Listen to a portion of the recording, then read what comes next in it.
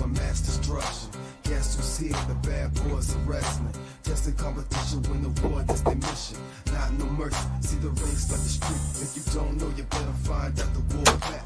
Here to prove a point, number one, best believe that you don't want to tussle with them. I'll be here for them, come in the ring with them, you're never walking out again. Don't turn your back on the war back.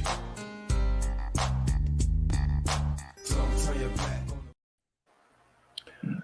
All right, guys. Welcome, wrestling fans worldwide, wrestling period, YouTube, and beyond. Welcome to the filler segment right here every Wednesday night.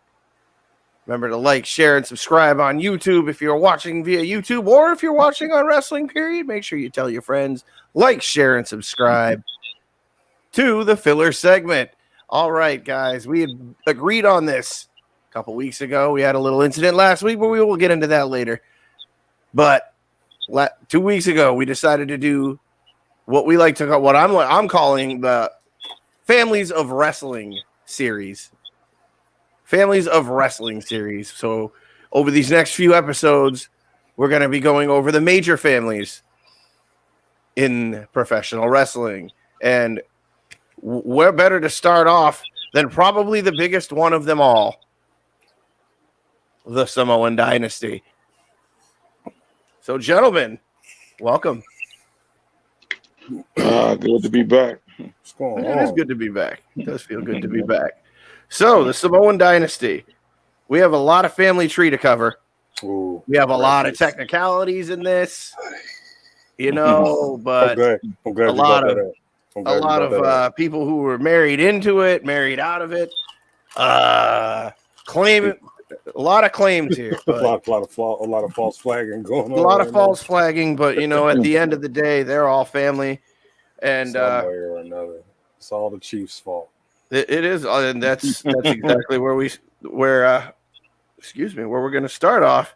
Is the High Chief, Fanene Anderson, also known as Peter Maivia. Was it Anderson for real? Fanene Anderson. Wow. Fanene. Ooh. Fanene Anderson. And the High Chief, he definitely had is what we'd all consider to be at the top of the food chain, but he isn't. No, thank you for alluding. I appreciate that. Go ahead. Oh, you're welcome. Oh, no, man. We did our homework this time around. Everybody likes to think it started with him, but it didn't.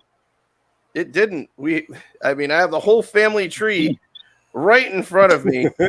And I'm going to butcher some of these names, but you know what? I'm just going to apologize in advance because I am no Pacific Islander. I know a few Pacific Islanders, and they will laugh at me as well because they know that there's a lot of commas, a lot of multiple vowels. I'm talking like 15-letter first names here. Well, whatever's in parentheses is easiest to read. You go right ahead. And So we're gonna go right. We're gonna go right into the beginning. Yeah, but can we explain how Peter Maivia is but isn't? Yeah, we definitely can. We definitely can. Is he? Is he not? He is, but he ain't. Yeah, it was him. It was him, and it's like I said. This is where it's gonna. I have my notes right here in front of me, and I wrote this out, and my hand hurts. First, I commend you for taking notes because that's too much. Going forward, it'll be great. But I'm old school. I got a handwrite. But his name is Amatuana I Anawai, and the High Chief were blood brothers. They weren't exactly, right. They were blood brothers, and it just went on from there with Afa and Sika, and so on and so on and so on. So if you want to talk about like in ring from the family tree. But they're all considered family in this. They're connected one way or another. That is a small ass island. Yeah, true. So I'm pretty sure, island. Oh yeah, and I'm pretty sure if anybody digs deeper, they're gonna find out that they were all related anyway. Right. But we start there because the Reverend was 1914, so he was he by far, by my research, was the first one. The first one, because then the next one is Leoso Ripley, and that was 1920. So you went like all the way back. I was so we're going all the way back, but then it went from the Reverend Anawai and Peter Maivia. That's where it really kind of like where people now like nowadays kind of see where it took off from. Mm-hmm. So it went from there, and you know they all the offense they thought of Peter as their Uncle Pete, and you know if you guys have watched Young Rock, you'll see it. Yeah, because they do make a couple references to Uncle Pete in there, but at the end of the day, you know that's where it started, right? And then it goes from there. Let's see. Then we have Toa Maivia, and then Ata. Ata was who Peter married. Grandma. It was was grandma, and then it goes. Yeah, Ata was his daughter, who married Mr. Johnson. Yeah, what was his name? Douglas. His given name was it Douglas? His first name?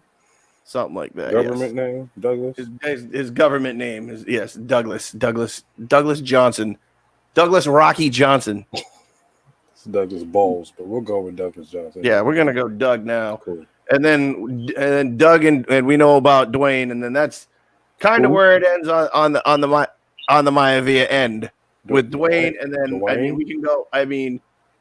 we can go with now Simone. Never heard of this Dwayne guy, but go ahead. This Dwayne guy, I know this Dwayne guy, but I hear he makes good movies. Yeah, I heard it. Yeah, and he makes good money.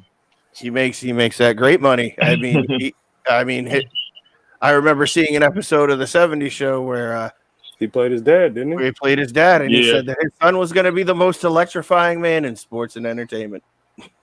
Yeah, in the '70s. To which Red Foreman said, "Yeah, good luck with that."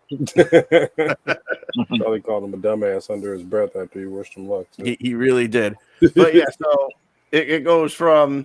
So I'm tracking it from Peter Maivia to Ata, his daughter, and then he had a son, Toa Maivia, which it ended with him because he didn't really do anything. No, I heard the name, but I don't think did he compete at all? Did he wrestle at all? No. I was trying to look in on that. I could be wrong. Though? That makes sense. The Rock's the stunt double, his cousin, his name was Toa on American Gladiators. Yes, when he was on American Gladiators. Okay, so now that we've gotten Dwayne and where his lineage, we all know what he's done. Mm-hmm. We all know what The Rock has done here, there, and everywhere. Multiple time champion, probably one of the best Intercontinental Championship runs or storylines in the Attitude Era. Yep. Star of the Tooth Fairy, can't forget that. Yeah, Star of the Tooth Fairy. We can't. Most popular human being on the planet. I don't know about all that. I mean, I'm still here, but he has. I mean, the followers the followers. He got more than anybody, bro. I didn't even know that till my guy Chris pointed out to me. The Rock. I thought it was a Kardashian. Dead serious. I thought it was a Kardashian. Come to find out, it's The Rock. So glad, you know what I mean? Glad it's him and not one of their ass. Appreciate that. Yeah. Appreciate that. Exactly, but I mean, if we're going to talk about his Intercontinental Championship run, how could we leave out when his belt got thrown right over the bridge into the river by one Stone Cold Steve Austin?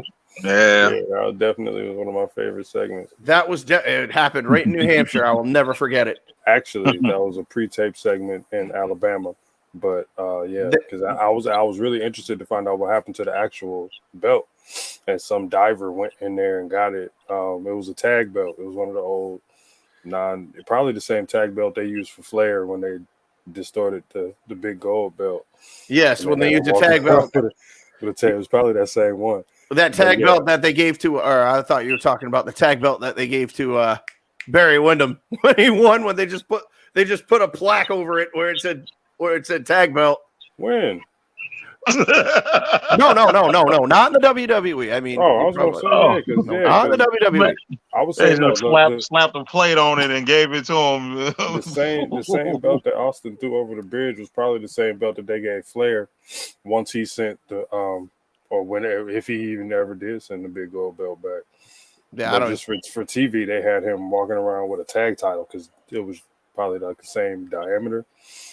Diameter, and it was their belt. It wasn't they were parading around Turner's belt or whoever's belt, Crockett's belt, whoever it was. Crockett at the time, but it was a diver that went in there into the river and got the banana, and Vince said he could keep it. He let him keep it. Yeah, I mean, you do all that work just for a belt, you better fucking be able to keep it. This is Vince McMahon. He probably would have. I wouldn't be surprised if he'd ask for that shit back. He probably would. But yeah, that was one of my favorite segments too, just because you know what? Absolutely. He threw it over, and you could hear the thing with a big splash. Mm-hmm. So you knew it wasn't. So you knew it wasn't gonna work. It's like, wow, he really threw that shit over. Hey, didn't Alpha and Sika have some kids like along the way? Oh, we were just. Thank you for bringing that up because that was one point. I was going to segue right into that. So you know what? Sure, them gentlemen had a couple offspring. Just a couple, though. You know, I mean, I know Sika. Sika had a big one. Well, Alpha had in character and in size because he had an older one that was bigger than the little one. That was. Yeah. But let's talk about Office Kids first. You know what? We just jump to the side because we have his boys. Who was it? Samu and Manu. Manu and Samu. Samu? I thought Samu was Sika's son. I thought he was Sika's son too, but nope. Yeah, I'm familiar with Manu, not Samu. Samu was one of the head shrinkers. Head shrinker. Was it? Yeah, remember? Samu. Yeah. Now hold on, Dan. Is it Samu or Samula? It's Samula, but Samu. I'm reading the parentheses because I'm not trying to tank this. But for some reason, I always thought that Samu was Sika's son. No, he's Alpha's son. Okay. Sika's kids. We know who Sika's kids are. Yeah, it's Matt. Couple of them. Matt Anawai. Matt and Joe. And Joey. And Joey. Yep. Old Joey. Old Joe. What? I don't know, man. I hear he's doing something with tables now. I don't know. Something he's like Chiefs. He was the best thing that ever happened to a table since the Dudley Boys. Yes, I said. You know what? I won't argue that. I'll go ahead and endorse that one. Yeah. Exactly. I mean, you have to. But I mean, obviously we know about Rosie. That was sad. It was short, for what it's worth, short-lived. I mean, rest in peace, Matt Anawai. I mean, 2017 wasn't that long ago. No, it wasn't. It really wasn't. That one hit because I liked him. I was really pissed off when they put him through that whole comedy act thing. Oh, the superhero? Yeah, that was. Yeah, that was. But I understand because 3-minute warning was split, and Eddie, who we're probably gonna end up touching on, Eddie Fatu. He has some off-screen issues and kind of caused the team to break up. But that whole superhero thing. Yeah. Right. Yeah, the whole superhero thing it wasn't working for me. That was just like, you don't put a Samoan as a superhero. But after what he just went through as like the 3-minute warning tough guy. But at the same time though, like the same problem they ran into with Yokozuna, like what do we do with another one? All of them have ran under the same gimmick since they got here. What do we do with another one? Like that's true. But yeah, I was just going to get right out of Afa and Sika and go into the other two brothers who are of Afa and Sika, which was Tamua Anawai, whose son is Reno Anawai, a.k.a. Black Pearl. Black Pearl, Reno Anawai. But then we have Afoa Anawai, who is the father of this guy named Rodney. Ah, yeah. Uncle Rodney. That's where we were getting right into Uncle that. Uncle Rodney, the first of the family to hold the major title. Yes. And then this, getting back to what you were saying, we have another one. What do we do with him?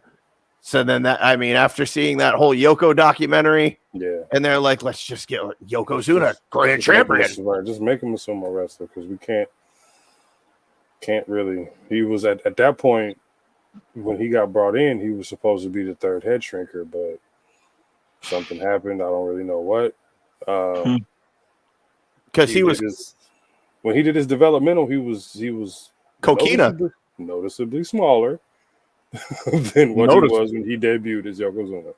Yes, he was Coquina. Yeah. That was his name. It was Coquina, not like as in the Coquina Clutch. Right. But Coquina with a K. But yeah, he was awfully smaller. He had the long hair, facial hair. You know, I mean, he looked the head shrinker part. Yeah, right.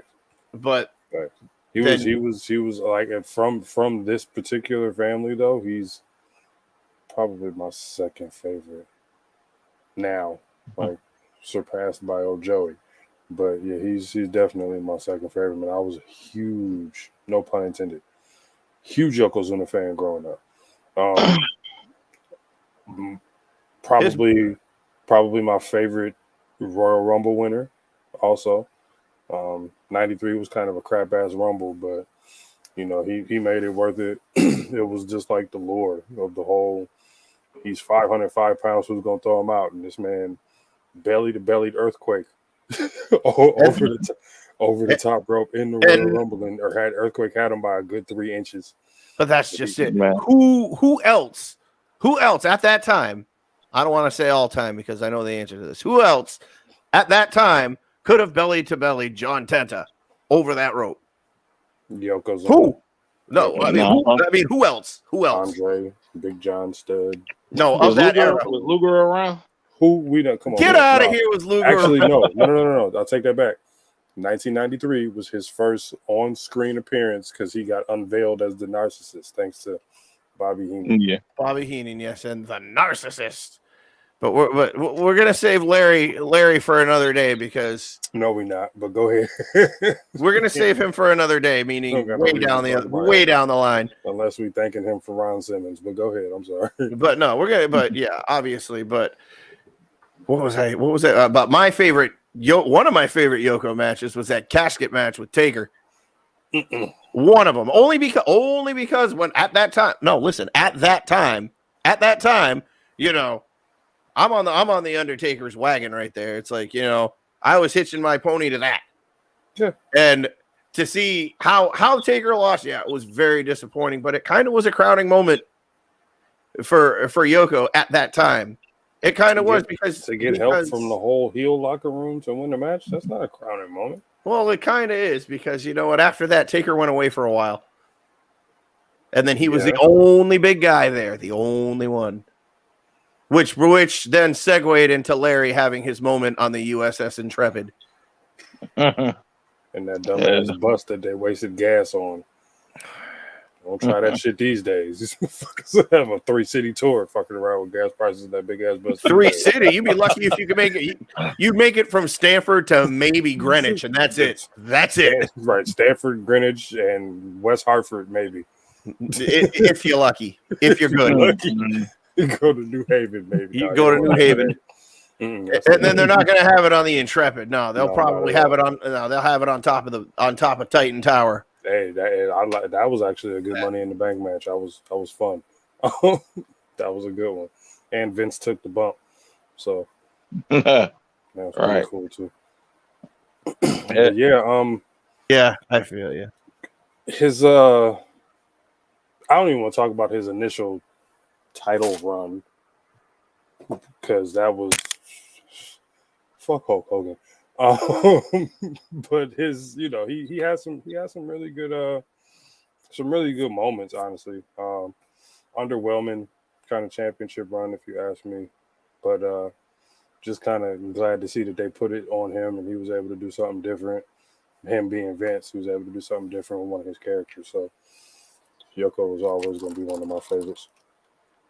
Man, I thought he was Japanese all the way to the year 2000, bro. Yeah. Yeah, so I heard him speak English. I heard him speak English. It took me back because my imagination runs as wild as Vince's. Mm-hmm. So, like, when you see these Samoans on TV, I picture everybody in Samoa acting like the head shrink. So I'm like, I'm never going there. I'm dead as a kid. I'm like, man, that's crazy. Oh, bro, you don't even want to know what I thought about Kamala. Like, okay, yeah, I feel you there. But yeah, man, it was I do remember along them same lines. I was watching going back, like watching an old episode of Saturday Night's Main Event, and Sika was biting the feathers off a live chicken during a pre-show promo. Like, what the fuck? Whoa! Like you really like think you they had a be whole like live that a chicken, little bit? and you biting the feathers off of a live chicken during the promo. I don't want to go to Samoa. I'm cool. Dude, he was doing this in like 87. Like, yeah, no, I'm good. I don't think that's an island I want to be a part of. Real rap. I don't know what happened to Dan. Dan is having some technical difficulties. He just completely left the whole show. All right. He heard about Samoans. He's up. Yeah, right. With the notes and everything. I need a segue or something. I don't know where it be. But Yoko, I don't know how much he weighed. Every week it went up, and it's like they was like it was a crowning achievement. He was getting so big. Yeah. But he was like the most. I ain't gonna say agile, but he was like for his weight. Woo! I never seen no man do the things Yoko did. Then go ahead and say it. I mean, because he was super agile to be 500, 400, upwards of 490, 500 pounds. Like just the way he moved, he didn't do a whole lot of running, but just his move set was really decent. Quick, athletic to be that big, strong as hell. Was super safe. You never heard about him hurting anybody or anything like that. He just was always professional. You know, I always wondered what the appeal was to Vince to put him at the top. You know, to make him champion, or to choose him as the first person from this family. You know what I'm saying? To kind of take that torch and run with it and represent the company like that. That was huge. I figured he did it because he showed them. I mean, because Yoko pretty much showed you that they all ain't just got to be savages. Right. You know, like he got that character over. Like I said, I'm dead serious. I thought that man was Japanese all these years. for a good 7 years until he was done. Yeah, so I heard him speak normal, and he sounded like Rikishi. Yeah. Big facts. Yeah. And that was before Rikishi was Rikishi, but I know the voice. He was still Fatu. Yeah. You know, the man on the street. Yeah, right, making a difference. I always wondered what would have, like, once I gained knowledge of the fact that he was Samoan and he was brought in to be the third hair shrinker, like what could have came of that. He probably would have just ended up stuck in the shuffle, tag team wrestling for the rest of his career. You know, for him to get that push and then made it super believable, putting him with Mr. Fuji, who ain't Japanese his damn self. Mr. Fuji is from San Francisco, California. That man is not Japanese at all. Harry Fuji. Bro, breaking news, I'm just finding out Mr. Fuji ain't Japanese. All right, here live. Yep. I was just telling Arthur how Mr. Harry Fujiwara is also not Japanese. Listen, and you know what? I was catching what you guys were saying while I was dealing with my own problems over here. But yes, I was right there with you guys. I legit thought he was from Japan. I thought that was it. But no, he's just a Samoan guy from San Francisco. Yep. Oh, well, Yoko, I don't think Yoko, well, he might be from the Bay, because that's, if he grew up around Rikishi and all of them, they, you know, Frisco and all of that, all from the Bay and all of that. Speaking of Rikishi, have we got that far into the tree for you to pull us into Tama Tonga and his twin brother, who I didn't know was his twin brother till like not even a year ago? Not even a year ago, huh? Well, yep, I was heading in that direction. Correct myself.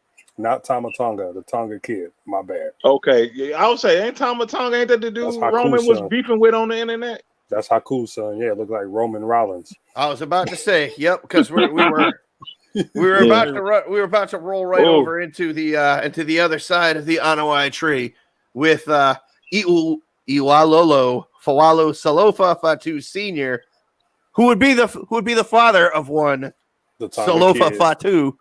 The Tonga kid and his twin brother Rikishi, which completely blew me. Because Tonga kid got that break early. He was with Bobby Heenan. Him and Haku before Haku was wrestling with. Yeah, they were the Islanders. Yeah, I remember the Islanders. Yep, Haku and Tama. Yep. I remember the Islanders. I remember the Islanders when they stole Matilda from the British Bulldogs. Yes. They stole Matilda. And I I thought they were going to eat that dog, bro. I did too. I used to be sold on gimmicks, bro. My uncle took that magic away from me with wrestling, man. He's like, no, man. You think this shit real? I really for real thought that something bad was going on. I was WrestleMania 4. Yep. We're leading up to WrestleMania 4. Yeah, they took away the dog. Heenan wrestled with the dog attack suit thing on for an English bulldog. I could understand if it was like a German Shepherd, pit bull, maybe a Doberman, but not no English bulldog, Bobby. They don't even want to walk. Half-ass want to chase somebody. They just gonna sit there and look at you and just go right. But yeah, I remember that. That's like the only Islanders memory that stuck out for me is when they stole Matilda, because they didn't really do much. No, I mean, they didn't really get that big of a push. That was the attempt at a push. That just kind of fizzled out. It did, because Tama wasn't around. I think they were the Islanders for like a year and a half, maybe, because they weren't in that second Survivor Series tag match. They were in the first one with the 10-team tag and everything, but they weren't in that second one on the heel side. So they had to do something with Haku, who was, lightweight, loosely related in this whole situation as well, being, but he's from Tonga. But woof. Right. And then, if we're going to want to know what I think of Tongans, bro. I bet you they're very nice people. They're very nice people. Yes. Let's just go with that. Man, I've tried that grip in a fight before. I mean, I love the that Tongan death grip, huh? Yes. My set, like them big what if segments you have in wrestling that they put there just to tease you, like when they put the hurt lock on Brock and you want to know if Brock can break it. Mm-hmm. My number one segment of that, I seen the Tongan death grip get put on Goldberg in his prime, and Goldberg wasn't getting out of it, but somebody hit him from behind. You see what I'm saying? That I was like, I think that would have stopped Goldberg. That was in the middle of his streak. I mean, got him, man. I was like, oh wow. I sat up and then the run in. Here we go. Mm-hmm. Yeah, that's but right. back to the man. Back to the story ahead. Samoan Dynasty. If we're gonna talk about Rikishi and the twin brother, then we'd be remiss if we did not bring up the third brother in that trio, the late great Uncle Eddie Anoa'i, aka U-Manga. U-Manga. Thank you, Steven Regal. Steven Regal was the only person that pronounced it that way. It wasn't even spelled U-Manga. I don't know how the hell he got U-Manga from Boy. There ain't no N. He was missing a whole consonant. He had it all. I mean, U-Manga. U-Manga. U-Manga. Or, if we want to simplify it, he was Jamal. Yeah. He was Jamal, but he did more damage as U-Manga than he did anybody else. Oh, my God. Almost like Umberto. That's right. But hey, man. The thing outside of his outright destruction, the only thing I liked about him was his manager too. Armando Alejandro Estrada. That was my dude. He was the Samoan bulldozer. Ooh, my God. I love that. Yeah, you want to talk about he got a pop every time. Every single time. Umaga got a real decent push too, as Umaga. And at that time he was unstoppable. Yeah.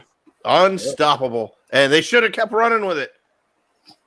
They really should have, but I mean, I understand Super Cena. You got Super Cena, and then he ran into Bobby Moe in that infamous hair for hair match with Vince and 45 and the other guy. And 45, yes. Vince and the other guy, yeah. Yes, Vince and that orange guy. I want to say that next year they had him in a brand split match with Batista. So they did.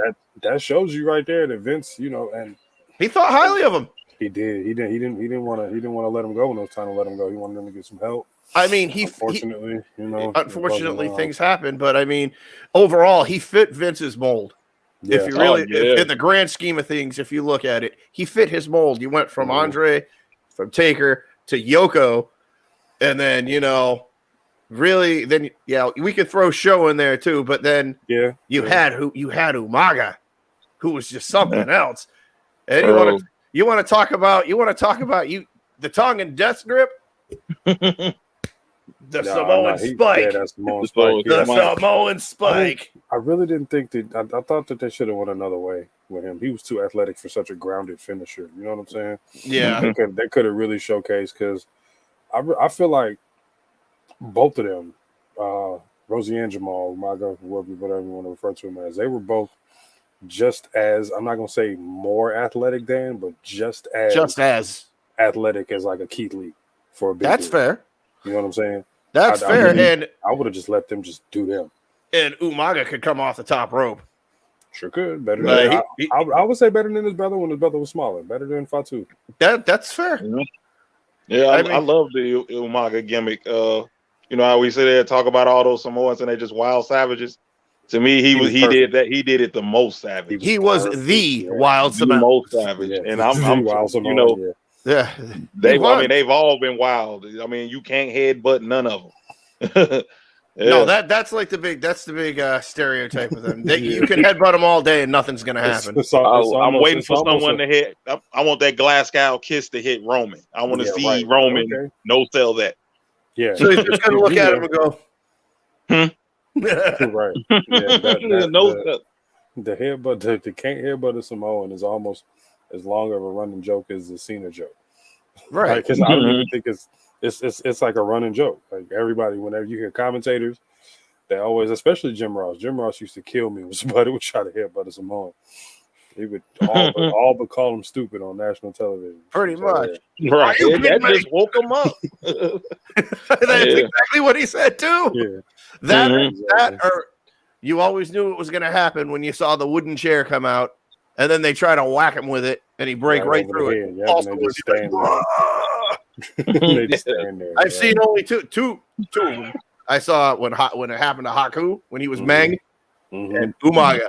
The only two I've seen that happen to. I'm like, well, I guess pretty sure Offense could have taken wooden chairs before and just stood there like, "Fuck is wrong with you?" Yeah, like exactly. It was like, is that it? Is that kind of deal? But I mean, we all know about Rikishi and Umaga. They both held singles titles. IC title, both of them. Exactly. I was saying not just any singles title. They held the Intercontinental. When they held it, it didn't seem like a title to be passed around. Like if you beat Umaga for that title, until they did beat Umaga for the title, like yeah, when it was the whole Santino shit. Yeah, that's when Santino made his debut. I mean, that's a believable way to take the belt off of somebody like that is via distraction. Mm-hmm. Right. Yeah, it's the only viable way to do it. You know what? When you put it that way, I can agree with that. Yeah, because it doesn't hurt him. You know what I mean? Because if it was clean, everybody would have looked at it like, "Come on!" Like this dude just comes from out of the crowd with these red Pumas on, look like he just got done kicking soccer balls, and he's gonna beat Umaga, really? Right, yeah, but we all know what happened to Santino after that whole Intercontinental Championship run. He became a clown. He became a clown. Yeah, straight legend. Santino for the Hall of Fame. You putting Charmel in, put Santino in. Fuck out of here. We're gonna touch on the Hall of Fame later because I'm not. That's just a rumor, though. That's not getting over. Well, we'll step. You know what? That's what we're gonna do then. We're gonna step away from the Samoans for a little bit, so we can get our generation. We didn't even get to Joey. We're gonna get to Joey. We're gonna get to Joe. Yeah. Don't you worry. But you know what? Now that we have touched on this Hall of Fame thing, we've gotten at least 3. One of them confirmed. 3 more inductees. One of them confirmed. And that one, the one that is confirmed. Well, yeah, it is 2 confirmed now. 2 right, confirmed. 2. Like, oh yeah, one of my top 5. Let's not do that. I will unplug all this shit. Okay. 2. And I'm kind of seeing a trend here in this Hall of Fame outside of the third rumored one. Is that they're all big men. Big guys, yeah. Big men. It's a lot of big guys. So you got Taker who's headlining. You got Taker who's headlining. And then we're going to talk about the man they call Vader. Yeah. Big Van Vader. My personal favorite out of this class. Go ahead. I saved him for you. Yeah, you know it. The one and only Sid Vicious. I don't get not Sid Justice. No, not Psycho Sid. Nope. Sid Vicious, the softball player. Sid Vicious. Jerry Curl. He belongs on Mount Curlmore. He does belong on. Yeah, he is on Mount Curlmore. Yes, because he hates his whole career. Sid introduced me to the power bomb and the choke slam. Yeah, the power bomb, that was the big one. It was like the first time I seen a power bomb, my mind flipped. That dude's dead. Like I would not wrestle that dude. Well, like anybody, they were like, you know what I mean? You know the jobber. I was like, oh, who he finna wrestle? Sid Music. He like, oh, yeah, he just never like, let you down. And you were saying the choke slam, like he used to grab you, extend his arm, pull you back, then pick you up. It's like, yo, it was the most reckless choke slam you can do. It's like, I don't care about you at all. You know what I mean? And that's what I loved about Sid. His power bomb was like that. Yeah. Only version of power bomb I liked more probably was Nash's, because like if Nash did it on a little guy, he used to do this little flip I used to love, man. I see your jackknife and raise you the last ride. That's it. The last ride ever. Yeah, I knew y'all was gonna go take her, man. I'm just best power bomb, and I mean, and while we on subject, speaking of Hall of Famers with power bombs, Vader did have a good one. The Vader bomb, I was gonna get to it, but y'all said that was like the splash. It was the splash, but Sid had a wasn't that their tag team name, Masters of the Power Bomb? I think that was their tag. Yeah, it was them two when they had managed by Colonel Tom Parker. Am I right? Robert Parker, not Tom. Tennessee Lee. Yeah, and you want to talk about Vader? Imagine just being a little kid, like I said, not knowing what's going on. Like, what's the dude doing? He got on the top rope. Like, well, okay, he gonna fall, and he does a moonsault. Never saw that before. I never saw that big man do. Never seen a big man do a moonsault like that. Nope. Not him. The last one that tried almost broke his neck, right, Brock? Okay, Bam Bam's wasn't all of that graceful either. But yeah, after the whole Hugh Morris. He introduced me to WCW is what Vader did. I saw him like, you flicker through the channels. I knew what WCW was. I wasn't interested. Saw a man do a moonsault, saw a man do a power bomb. I'm like, I don't see anyone in WWF at the time doing any of those moves. Say that. Right. I wanted to see those moves, and that's what got me over. And then that's what introduced me to Sting, and I couldn't let Sting go. Nah. I mean, I've always been a Sting fan, man. I was a baby face as a kid. Now, you know what I mean? Was a baby. Well, I was. Yeah. I was say I was a baby face. Bro, that music hit. Surfer Sting. Yep. Surfer Sting. Sting music. Yeah, Surfer Sting. I didn't start rocking with Sting till he was sitting up on the roof, just looking at people and saying nothing. Being all for 2 years, man. Yep. Mm-hmm. You know, when I started rocking with him, when he went to the ring, oh, here we go with this Sting shit, and he dropped the bat. That's when I started messing with Sting, when he dropped that bat. Then all of a sudden, the NWO character, everybody in the NWO was walking around like they on skates. Like, what the? Y'all can't grab this dude. Because he's Sting. Because he's Sting. Dang, but yeah, a lot of big guys going in this class. It looks like, and you know what? I'm in a good place with that. I am in a very good place with that. However, which brings us to our rumored one, Sharmell. Moving forward, they better the hell not. They better not. I mean, for what? There's so many other people. Yeah, the only reason I could think is if Booker just owned one. Yeah, whatever stroke he has with the company. Booker's on one and they're in Texas. I get it, but no. Okay. No. Yeah. No, I don't know. She don't have the pedigree to. I mean, I don't see no accolades. I seen her get molested by Kurt Angle. Victoria for about a month. Before she does. She ain't did a damn thing. Victoria need to go in. I could think of maybe Victoria. Yes. Widow's Peak needs to go in. She need to go in first before any of that. I'll even take Mickie James in there before Sharmell. This is what we're saying here. Because, again, what did she do other than bring Booker T and be a Nitro girl? Nothing. Exactly. And if you're going to do that, induct the rest of the Nitro girls then, too. Yeah, Diamond Dallas Page's wife did more than she did. Shit. I've been seeing Kimberly Page. I used to love to see Kimberly Page, matter of fact. And then if you go induct the Nitro Girls, then the Spirit Squad got to go into. If this is how ridiculous we getting, then then damn sure. Then you might as well throw in DJ Rand for his little short stint on Nitro when he was spinning during the commercial breaks. If we're gonna do that, we're gonna get that ridiculous. DJ Rand. I thought you would have said Doug Dillinger or somebody like that. We used to hear his name every week. Oh, I wouldn't mind seeing Dillinger in there. He almost threw me out of backstage, for asking for an autograph. No. He's like, "You're not supposed to do that back there, son. Next time I'm going to throw you out." Okay. Sure, Doug Dillinger. You got it, man. You got it. A false count anywhere match, old guy.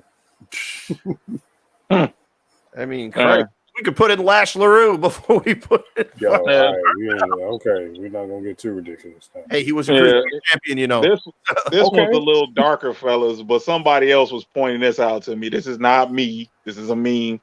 Did you notice when they inducted the Undertaker that everybody else that they've inducted is posthumous? It's posthumous? Yeah. Not Sid. Sid's alive. Sid's alive? Yeah. He's not dead. So this dude told me Sid was dead. I haven't paid attention to it. He must work for TMZ. I love that, bro. I love that he's not dead. Yeah, I've been living my life thinking Sid dead. Sid was just on Raw like 5 years ago. And he was on the internet not too long ago talking about something. So Sid, I gotta go follow him. Him and his Jerry Curler still alive. Still alive. Softball too. Mm-hmm. Yeah, I've always loved Sid, bro. Sid was my favorite. Sid was my favorite horseman.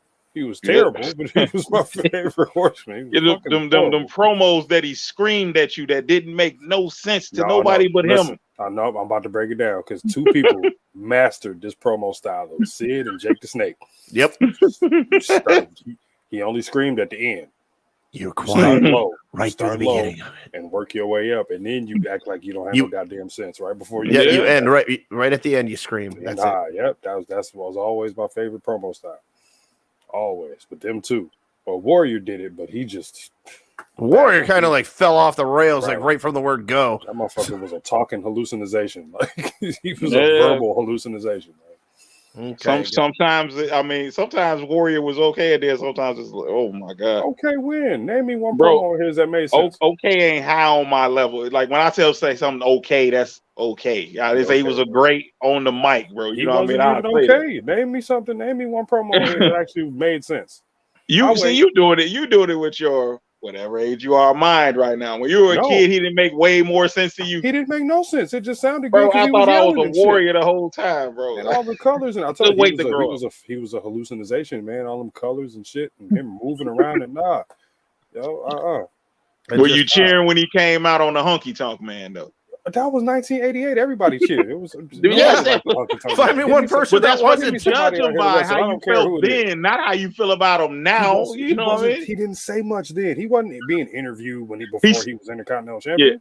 Yeah, he snarled a lot. I think the only interview that the promo I really remembered was when he was it was WrestleMania 6 against Red and Yellow. Hulk Hogan. Hulk Hogan. Hulk Hogan. You Hulk Hogan. Them was the only two legible words I could Hogan. WHOLECOGA. Hulk Hogan. The mega power. Hulk Hogan. Which brings me. If we're gonna start bringing in all the big guys for induction, One Man Gang should probably be pushed in there somewhere. Class action suit. Yeah, I know. Yeah. Like that's why you'll never see Demolition. You won't see Slick. Slick ain't part of the class action. Slick ain't in because they fucking stupid. That's why all that is. You gonna mess around? Slick ain't never had no concussions or nothing. Mess around. Say it again. I said y'all gonna mess around and see Viscera in there. Might as well. Because his wife was trying to sue too for wrongful death. Yeah, she went Martha Hart on him, man. Yeah, they did, and they were like, no. We asked him to lose weight, and he didn't. So the answer is no. Sorry for your loss. Sorry, move on. Yep, that's all it was. I don't really have anything else for you. All right, guys, we're gonna dive right back into this because we got to go into our next generation here. The new generation? The newer generation. Because that was the worst rendition of Rikishi ever. Was Me and Art was talking about that. While what was? Oh yeah, I was catching some of that. What make a difference? Making it, yes. Make a difference. I'm like, Arthur, you remember the Sultan? You remember? I remember the Sultan. Same that dude. Was him. Same dude. Same dude. Yeah. I remember because I was working a drive-through, and I will never forget this. It was the Iron Sheik, and I didn't know who the fuck it was because he was this big ass dude just sitting there and just kind of looked away. But I knew it was the Iron Sheik because he was in the back seat with his big big fucking sheiky stash. His big sheiky stash. And I didn't give a fuck about anybody else because it was a damn Iron Sheik. And I'm like, oh my God. I hope he calls me a jabroni when I hand him his drink. Listen, if he would have back then, I would have been pissed off about it. But then I'd have been like, he called me a jabroni and I am good. That must mean something. And I am good. I'm Sultan. Horrible, terrible gimmick. Probably some of his worst work at the E. Well, it was the F then. The F, that was the F, yes, before it turned into the E. Right. Because, make a difference. He went from head shrinker Fatu to, make a difference. I just never understood the transition there, but. Total 180. Totally unbelievable that somebody that you had in a crazy savage. But you know what, though? And they tried to hint toward the end of the head shrinker run because he was more animated. Yeah. When they had him with Sione, a.k.a. the Barbarian. Right. He was a little more animated, and then he just left TV for a while, and these vignettes started, and it's like, why are you wearing so many colors, bro? This is Sesame Street. I mean, you endorsed all these goddamn colors. I'm gonna need y'all to just pick two, home and away. That's all I need from y'all, real quick. But, and they went through every neon color of the spectrum, all of them at once. His contract must have been like a pretty long. If they were even signing contracts back then, because he went through 2 repackages without even leaving the company. Like he had to have had some type of long term deal going, because you don't see too many people that get repackaged twice without leaving and coming back or being injured and sticking around. It's not like he just left for 5 years, came back. Left for another 5. No, he was there. It was time. Every 2 months. It was something else. Well, you know what? I'm not going to. Well, yeah, true. Because after the Sultan, I think he did leave the company, and then when he came back as Rikishi Fatu, mm-hmm. which was his most successful gimmick solo. Yep. Yeah. Let the big man dance. Let him dance with the 2 goofy white guys. Wasn't really a fan, but once I realized that that Brian Lawler was the choreographer. Yeah, that's what I was going to say. At first, it was funny the first time I saw it. Then after a while, it was cool. But after a while, I got tired of seeing that dance. But my main sticking point in there was when I found out that Brian Christopher was Jerry Lawler's son through JR. It was. I mean, I couldn't believe it. I'm like, he really do look, and that's what my fixation was. I mean. That man looked like the Rikishi, just like him. Rest in peace, Brian Christopher. That man looked like his mama wasn't in the room. Oh, for real. The only thing he was missing was that little goat that he had back, that Jerry Lawler had back in the day. That little goat. That was the only thing missing. But everything else, spot on. That laugh was given away too. It was always in my face, and I never noticed till I heard from JR. JR, boy. The king sitting there like, what do you mean? What are you talking about? You know goddamn well what he's talking about. They used to kill me, man. And then the whole crowd chanting Jerry's kid. It was great. Yeah. Jerry's kid. Jerry's kid. Yeah. Oh, okay. Ooh, back on Rikishi, but back on Rikishi. As Triple H said, he danced his way to the top, but when they turned him heel, that was it. But that was only anything else to do. That dancing was stale by that point. Yeah, it did get kind of boring after a while. Yeah, they even put him in pants for his new gimmick. Like, No, he was still. When he's coming out to that song "Bad Man," like he was still dressed like Yoko. Yeah, he was. Because I still had the Yoko thong on. Threw him off the top of the sail into the back of that truck. It was the same thing. And that was the end of Rikishi. Was he doing that? No, I was not. Well, yeah. Well, what I'm thinking was he was interrupting a promo between The Rock and Stone Cold, I believe. Yeah. But yeah, he was dressing there. But I see what you're saying. When he wrestled like Rikishi. But normally, they had him in plain clothes. Yeah, I wanted that dude to be world champion one day, but the mic skills, his own cousin killed him. The Rock. I mean, it wasn't too many. It wasn't too many people that got the best of the Rock on the mic, though. No. Yeah, no. My point is, I started laughing at him after the Rock got on him. I did that for the Rock. His own cousin killed him. To me, is what I'm saying. Yeah, but I was still believing in him, hoping they do something with him, and then and to my point, like nobody was fucking with the Rock on the mic, man. No. There ain't too many people. Flair might in his prime. Piper could have. I don't even really know. Who's left? I don't know. I don't really see the appeal to Roddy Piper on the mic. Like, shock value. Oh, okay, yeah, wow. Not really a fan. Don't really see the appeal. Everybody, he was good. Great. Glad you feel that way. Don't really see the positives that everybody's talking about as far as Roddy Piper on the mic. Well, nobody touching the Rock though. Okay, we're gonna move right into this fourth generation though. So then we got four? Yeah, we're already on the fourth, so we've already covered Manu, Samu, and then we forgot about his brother, Lloyd Anoa'i, aka L.A. Smooth. Not to be confused with PN News, but yes, L.A. Smooth.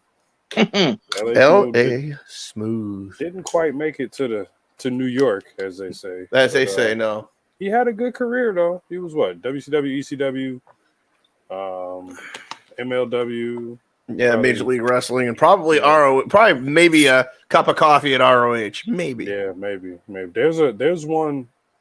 I want to say it's Samu's son. He's really big in MLW. Are you going to say Lance Anoa'i? No, not Lance. No, that's the only Sam. That's the only son that's listed as Samu's kid. Sure? Somebody else has a son that's in Major League Wrestling. That's like serious right now. He's up there. I want to say it's one. I want to say it's. I don't know if it's Lance. Who was the one that did get a couple matches on like Raw? That wasn't. He was a cousin. Yeah, I don't think it was Lance. Was that Lance? It could have been. It's Jacob. Jacob is the one at MLW. That's Tonga. That's Tonga. Okay, that's Tonga Kid's son. Okay, yeah. It's Tonga's kid. See, this is where you start to get it intertwined because everybody got an offspring in the business. Everybody does. Okay, see, that's what I'm saying. You're in the right generation, but the wrong parent. We've all been to them family reunions. Which one of them is your daddy? We've all been to the family reunions. Whose son are you? But Jacob Fatu is supposed to be, Yeah, he's supposed to be the one. Yeah. I don't know. I wouldn't be surprised. I wouldn't be surprised. I wouldn't be surprised if we see him back in there relatively soon. I mean, they're gonna keep the lineage going in that company. They have to. A lot of people, and I kind of figured this out. I was watching some on YouTube over the weekend. There was a stretch where there were no Samoans working for Vince.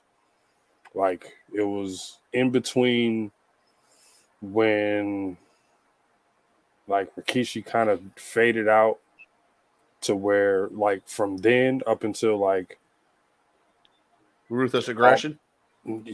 Right, like in that era though, right? When Legacy bought in Manu, which is Alpha's son, Alpha Jr. Mm-hmm. Is who he is actually. It was a matter of fact, yeah, because that was before 3 Minute Warning. Legacy was before 3 Minute Warning. It was. Mm-hmm. So it was that stretch between the Rikishi character kind of dying out, and then Manu coming in. That there was no Samoans working for Vince, and it was kind of boring. Yeah, that was probably why I was a little disinterested because I had figured out that Batista wasn't Samoan. Like it took me a while. No, it took me a while because when he first got there, you see the look, and it's kind of like, yo, another one. I know you not, and he wasn't. But it took a second for me to kind of understand. Like, yeah, not him. I didn't even realize he was Filipino. I thought Batista was like Italian or something. But because same complexions like Tom Brady. But yeah, it was a probably a 3-4 year stretch. It was like, man, wow, really? Nobody, anything? Nothing. Okay. Yeah. But Wrestling does suffer without them, man. It's intertwined in it. I didn't realize that. You're right though. That era you're talking about, I wasn't watching a lot of wrestling. Vince struggles without them. Everybody else be fine. Vince McMahon struggles without. he can't do it without him. He can't. He hasn't. I'm not even gonna say he can't. He hasn't until that stretch. He hasn't had to. Yeah. Because then we're going up on our next two guys who fit together hand in hand. That would be Jonathan and Joshua Fatu, aka Jimmy and Jay Uso. My kid's favorite tag team. That's right, the Usos, as Regal would call them, the Usos. Yeah, that's my baby. Could quite possibly be the best tag team of this generation ever. I ain't trying to hear that. Yeah. Ever. I hear you, bro. I'm not gonna just sweep the New Day under the rug, but I'm not either. But ever. Yeah, ever. but they're in that conversation. Yeah, they have to be. Yeah. That's what I'm saying. Like, you know how you throw some people at the Usos. As a matter of fact, I might even say the Usos, bro. They're killing me right now. That whole segment where they beat up Shinsuke Nakamura, there, you know, I knew what they was doing, but you know, your boy on the commentary didn't. It all makes sense. I was kind of mad. Patty Mac ain't get it out. But you see how he flip on Shinsuke just like that. Yeah, he said the tribal chief wanted to be acknowleded, no matter what was going on. And you're damn right. And do you remember? Do you remember when they debuted the Usos? You know what? It was on like Velocity or some shit. Oh, no. Because they came out with Tamina. They did. I do remember them. They came out with Tamina, but it was after WrestleMania. Was it? It was after WrestleMania, and that's when they went after the Hart Dynasty. They had just come fresh off a tag team win, and it was Tyson Kidd and David Hart Smith. That's another family we gotta. That's another. Speaking of, we get there. Trust me, that's in the get to the heart. That's in the cards. It's the heart of it all. Yeah. Yes, we are. It's in the cards. We are going to get that done. That's on our list of families. Which WrestleMania did they debut after? 29? I believe it was 28 or 29. I believe it was one of those two because I remember they came out and I was like, "Who are these guys?" Yeah. I love that they don't take that easy. Yeah, because Bret Hart was the GM at the time, and then they were all going back. They're like, "What the hell? Who are these guys?" And he told them, "Oh, they're the Usos." Like, oh, okay. Yeah, I would say that's the one thing I liked it about the Usos. By the time I found out that they were Rikishi's kids, I already liked them. Yeah. I liked them anyway. They liked it.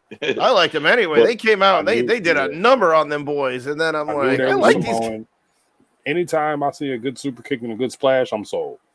I could tell. And you can't splash. I'm like, oh yeah, I know who they. I know where they come from. I don't know. And you can't forget about the Samoan drop. Oh yeah, you can't be Samoan if you don't do that. I mean, you can, but then it would be just a drop after that. It'd just be a drop. Pretty much. They've had a couple of gimmick changes over the years, and I kind of liked it all of them. I got tired of the one with the highlighted face, their dance. After a while, I was like, I mean, I don't want to be disrespectful to their tradition, right there. I wish they would still do it. My point, my thing is that was their weakest version of them to me. That was their original version. The weakest version. You think those Usos would beat these Usos? Yeah. Main event, Jay? Yep. Younger, don't tap out for nobody. Younger, more athletic. Yeah. I'm sorry, but that's what I'm on right now when I'm watching my Tribal Chief thing on YouTube, man. It's all about Jay's push, and it's like I'm really feeling it right now. But that they had that it was like after that whole island thing they was doing, it was like they all of a sudden they were just from the streets. The next time I saw the penitentiary. The penitentiary. From penitentiary. Prison, right. They went the streets then, I guess. for real. Like they would. If Crime Time acted like them, Crime Time probably would have lasted longer. That's kind of I wouldn't have minded. I would have loved to have seen that at the end. That would have been okay. Yeah, that would have been fun to watch. Yeah, they don't want. I mean, they don't want to make us look serious. You know what I mean? Not us, but they don't want to make that team look serious. Damn that! I said cut us off. Like they making crime looking hilarious. Like that's how it goes on. If they would have made the Usos did a better job of it, it's like it was only hilarious after Lita's retirement match. That was really that was the funniest. Oh, they took Lita out. They really did too. They took her out, boy. Yeah. I didn't even know that was the end for her, but I could live. I lived with it. She was a slut. That was it. And then she came back a legend, a trailblazer. Like y'all don't remember how y'all took her out. Y'all think I forgot how y'all took her out. We were all there. Yeah. But yeah. But like I said, by the time I found out they were Rikishi kids out, they were already over with me. Mm-hmm. And they're Regina's favorite tag team. She's seen that whole dance they did with Rikishi, like when he's by himself, lights went out, come back on. She's like, why the Usos out there with her? I like those his sons. Yes, they did. And it blew her. You know what I mean? But she won't accept them as individuals. They're the Usos. I mean, you kind of can't. Can't. I was gonna say they have the same face. When Jimmy was gone, y'all can't tell me y'all like Jay became a whole nother entity to them. Yeah. You know I literally felt like jumping back into that tag team thing was a step back for him at first, till they did it the way they did it. This dude over here is a Bella Twins fan, so he can separate one and support. You know, he like the motherfucking Bellas and shit. This motherfucker. One of them got breast augmentation, the other one don't. You can tell which twin before they did that. Both of them still suck. I don't give a fuck if they got. Why are you gonna use that to attack? When we talking about the Usos, man? I'm talking about okay, but I'm saying you said people Regina can't look at them separately. You can because you look at the Bellas separately and collectively and separately they both suck. So moving forward. But it's not my fault. It's Total Divas. I will not shy away from that.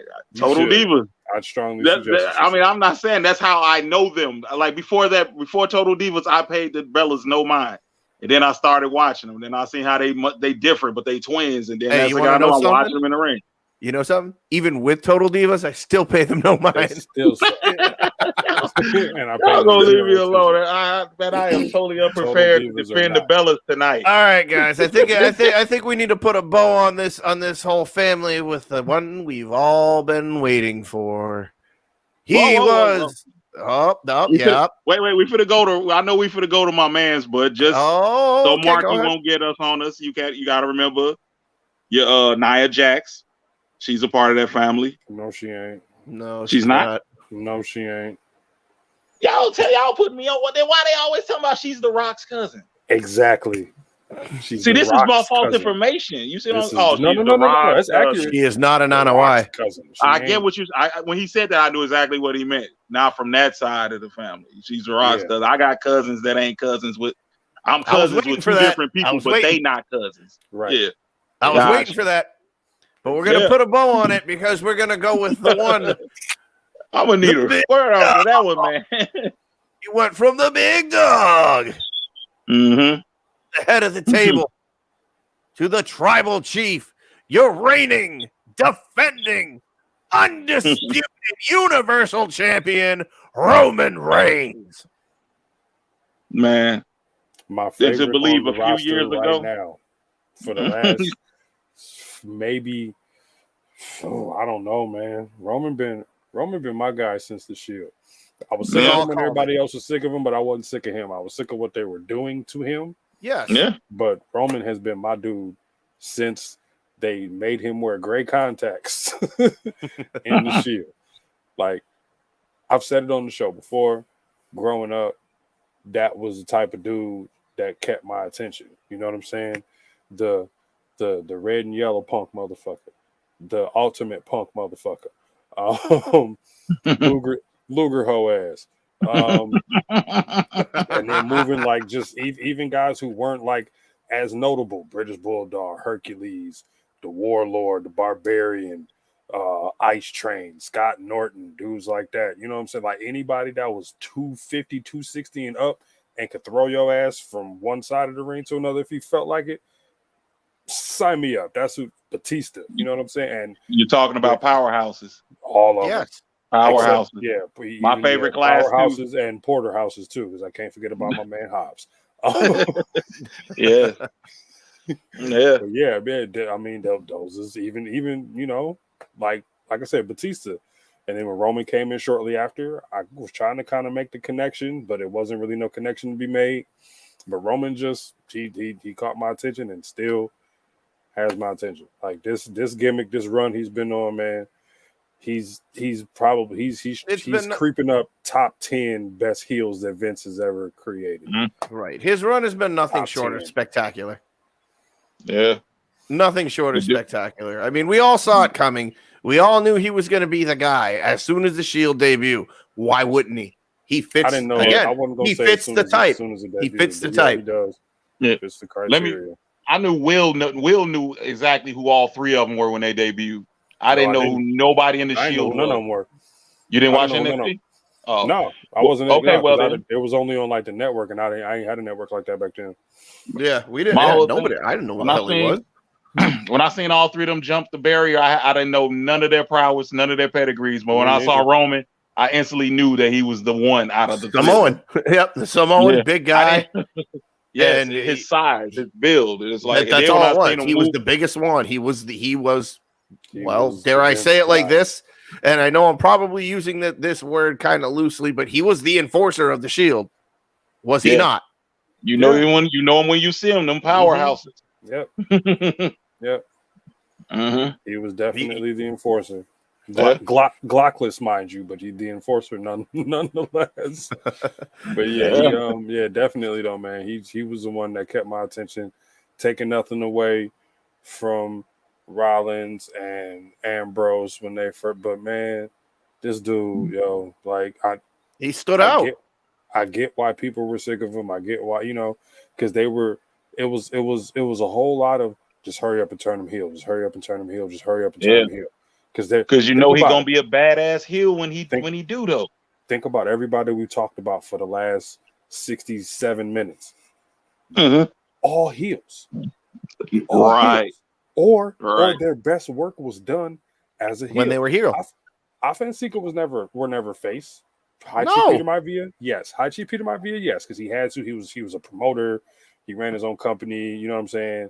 You don't want to kind of just heel run and then still try to gain support, because back then, there wasn't no internet. It was all kayfabe and shit like that. But Afa and Sika, heel. Yokozuna, heel. Rikishi, heel.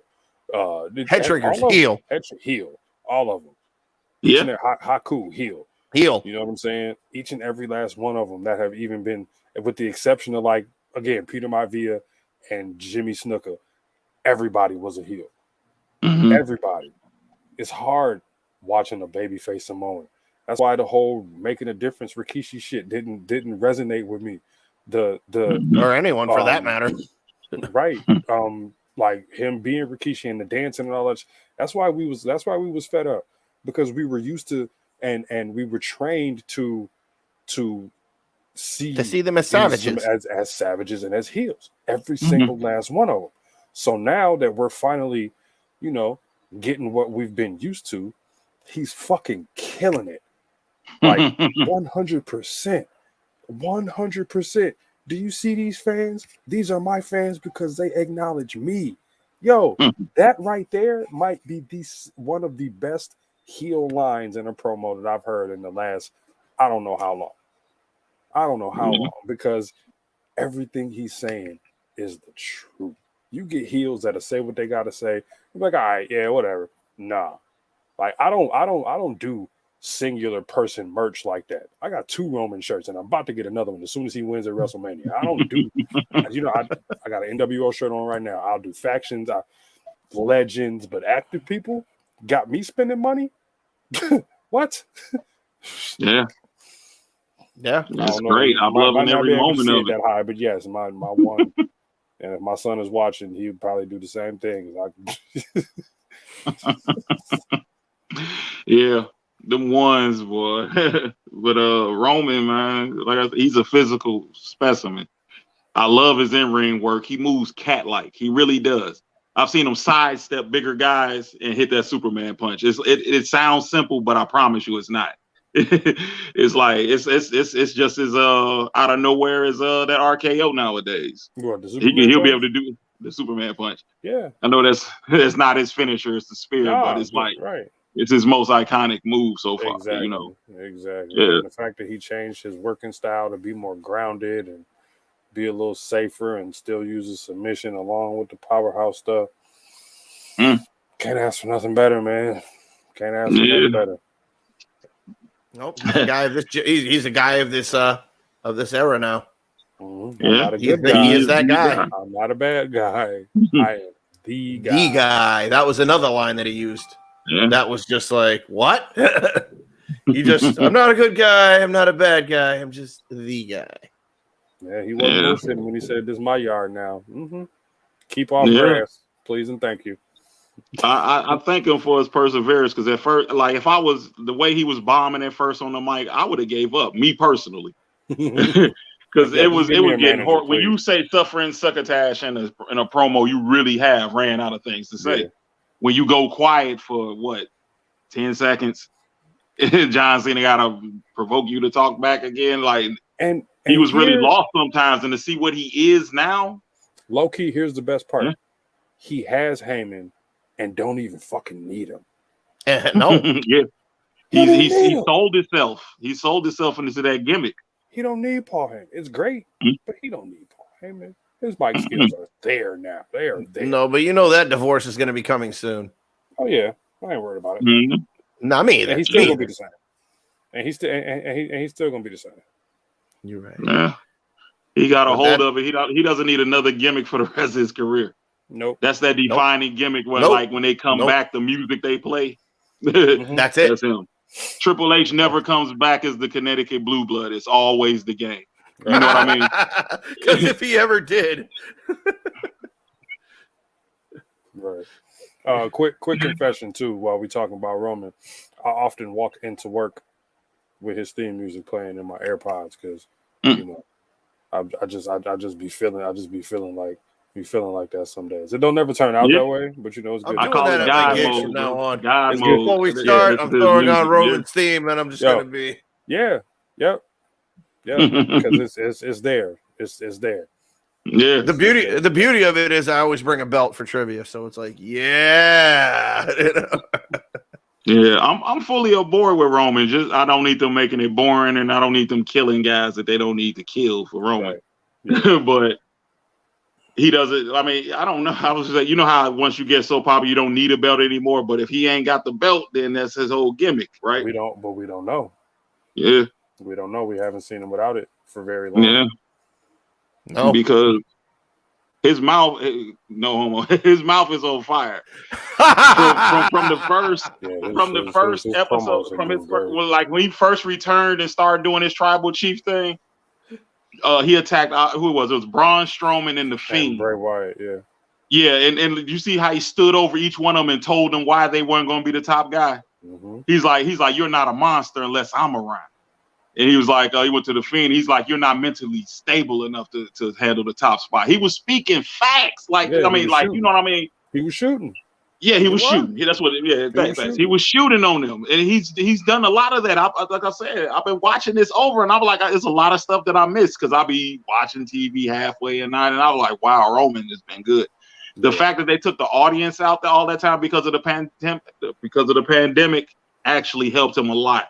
Mm-hmm. He ain't have to worry about listening to those boos and stuff, and he talked, and we have to listen. He was ready. And he was like, this dude say what he had to say. It was all dress rehearsal. Yeah. It was all dress rehearsal. He'll say a quick liner and just kill him. Like after Jimmy, when Jimmy finally joined, he was like, "And you," because he had just came off that DUI arrest. Mm-hmm. He's like, "I ain't got to say nothing about you." Jimmy was just in line ever since. Man, it's like it's a story. It's a live story. You know, it's a live story, cut and keep going in this, and they're doing okay by me so far with Roman right now. Yes, and as of right now, he is carrying the torch for that whole family as the tribal chief. I mean, he's gonna carry it for a while too. Yeah, win, lose or draw, he's already beyond where he needs to be right now. In my humble.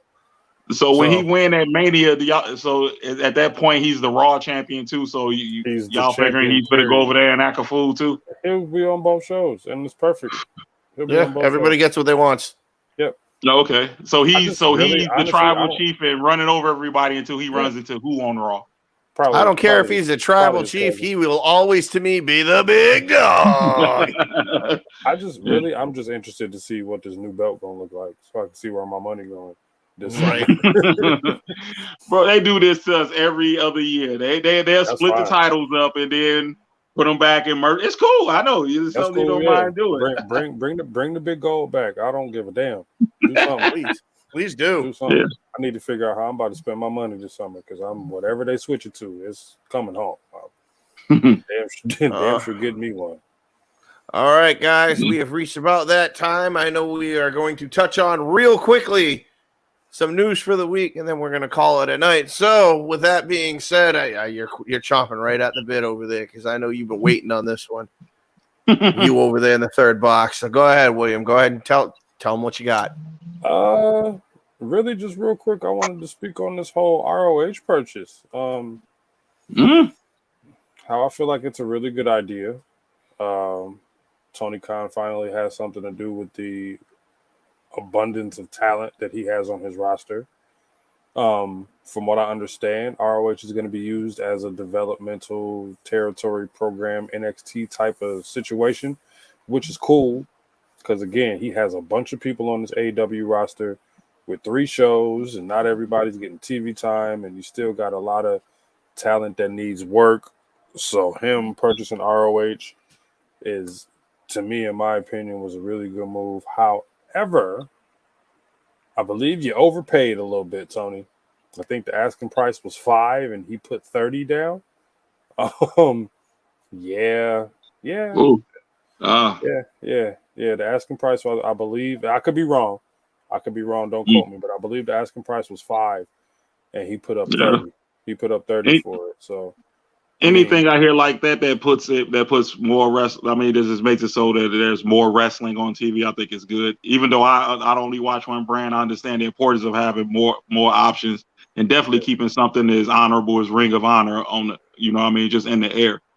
Yeah, you know what I mean? True. I don't know what their TV deal or situation, because it's still brand new. He just broke the news last week. So I don't really know what the TV situation is going to be like.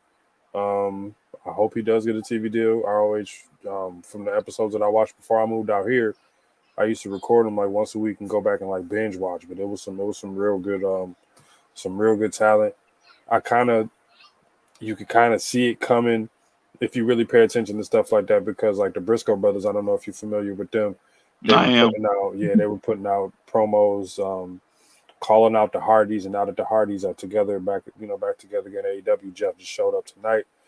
Mm-hmm. We get to see that. A lot of guys who used to wrestle for ROH that are with AEW now, kind of get back to what they used to do. Colt Cabana, CM Punk, Brian Danielson, dudes like that were Eddie Kingston, dudes that were like really like for real staples in ROH. So I mean, it's gonna be an interesting venture. I hope it works out for everybody. Like I said, Tony Khan got a bunch of people on his payroll, and now he finally has something for everybody to do. Yeah, use it to develop your stars, those that you want to make into stars, and hopefully they run it better than fucking NXT, man. Because William Regal being there is gonna help. I'm not 100% sure what the Samoa Joe situation is. It was rumored that they were going to bring them in together to kind of have that same role that they had at NXT, which is annoying. If you're going to bring them in, let them do something different than what we saw them doing last time they was on TV. You know what I'm saying? But, I mean, like, all in all, and Dan's having some technical difficulties again. I guess his computer restarted one more time. Yeah, we'll carry it till we get here. I won't get his message because I got on Do Not Disturb.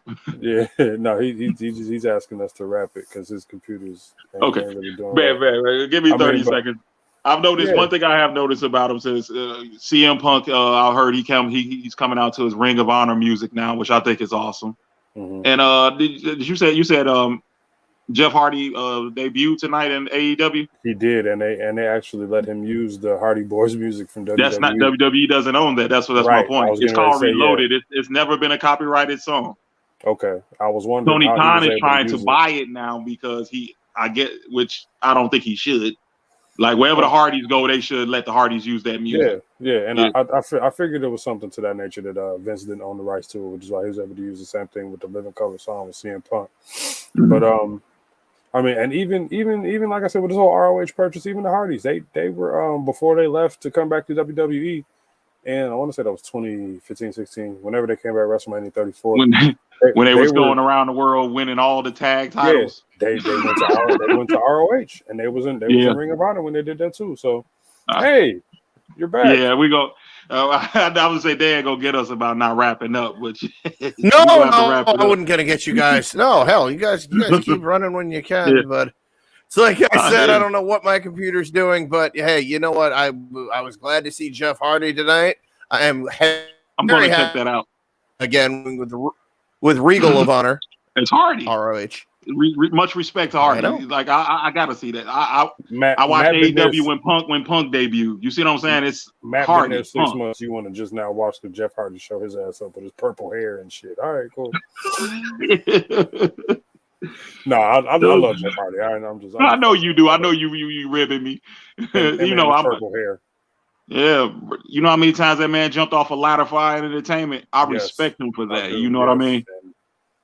I do. In his later year, I'm not jinxing the man or nothing, but he's going to feel that. You know what I mean? So I want him to know that I respect him, and I'm showing for that debut. Well, that's all wrestlers. We love them all like that. You know, that's why we watch this.